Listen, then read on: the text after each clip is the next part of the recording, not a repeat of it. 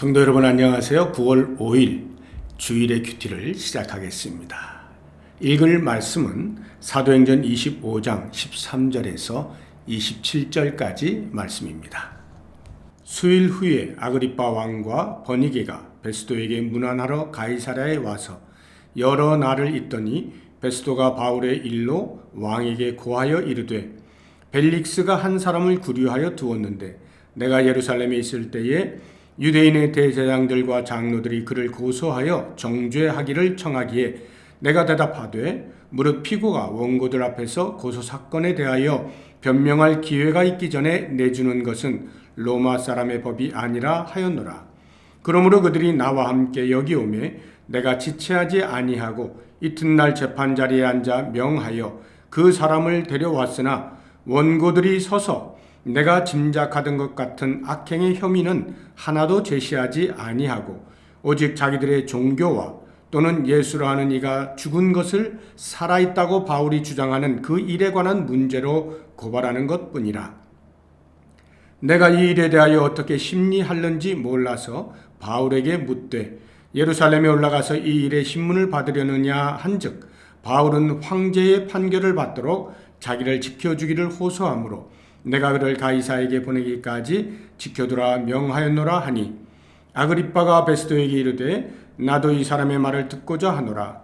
베스도가 이르되 내일 들으시리이다 하더라. 이튿날 아그리빠와 버니게가 크게 위험을 갖추고 와서 천부장들과 시중에 높은 사람들과 함께 접견 장소에 들어오고 베스도의 명으로 바울을 데려오니 베스도가 말하되 아그리빠 왕과 여기 있는 여러분이여 당신들이 보는 이 사람은 유대의 모든 무리가 크게 외치되 살려두지 못할 사람이라고 하여 예루살렘에서와 여기서도 내게 청혼하였으나 내가 살피건대 죽을 죄를 범한 일이 없더이다. 그러나 그가 황제에게 상소한 고로 보내기로 결정하였나이다. 그에 대하여 황제께 확실한 사실을 아뢰을 것이 없으므로 신문한 후 상소할 자료가 있을까 하여 당신들 앞 특히 아그리빠 왕 당신 앞에 그를 세웠나이다. 그 죄목도 밝히지 아니하고 죄수를 보내는 것이 무리한 일인 줄 아나이다 하였더라.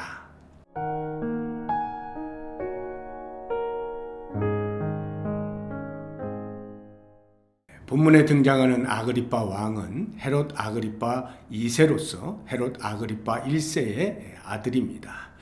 당시 갈릴리와 베레아 지방의 분봉 왕이었습니다. 친로마 성향의 헤롯이 유대 신임 총독으로 부임한 베스도를 방문하여 인사하는 것은 정례화된 것입니다. 이때 베스도는 아그리빠 왕과 바울의 문제를 상의합니다. 로마 법정으로 상소한 바울을 로마로 보내기 위해서는 법정에 제출할 기소 내용, 즉 공소장이 있어야 하는데 베스도의 판단으로는 아무런 죄목을 찾을 수 없었기에 난처한 상황이었죠. 이에 유대 종교 문제에 밝은 아그리빠 왕이 방문하자 기회를 놓치지 않고 조언을 구한 것입니다. 베스도의 모습을 보면 한편으로는 전임 총독이었던 벨릭스보다 훨씬 공정한 재판을 하려고 노력한 흔적을 볼 수 있습니다. 유대인들의 압박에도 불구하고 로마 시민권자인 바울을 그들의 손에 넘기지 않고 자신의 재판석에 세운 것입니다. 하지만 또 다른 한편으로는 베스도 역시 자신의 지위와 자리의 보존에 연연하는 사람임을 볼 수 있습니다. 유대인들이 바울을 고소할 때 살려두지 못할 사람이라고 하였지만 베스도의 판단에는 예수의 십자가와 부활을 주장하는 종교적 문제일 뿐 사회적 악행의 혐의를 단 하나도 발견할 수 없었습니다.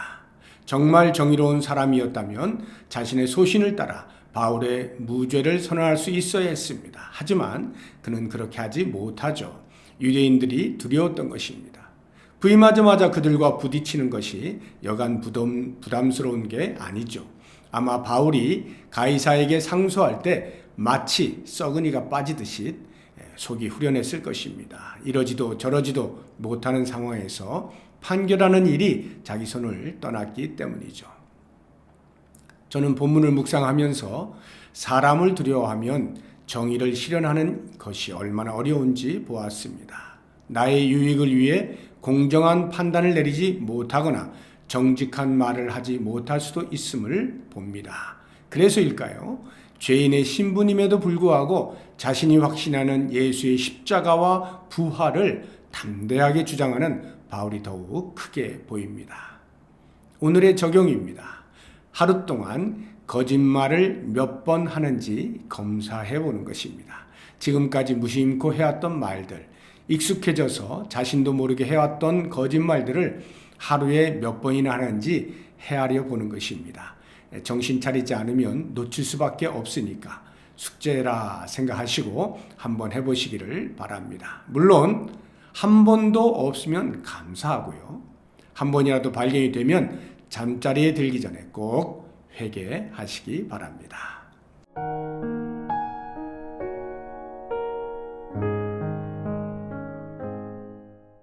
하나님 아버지, 내 안에 베스도가 있음을 고백합니다. 나의 유익 때문에 판단력이 흐려지거나 정직한 판단을 주저할 때가 있었습니다.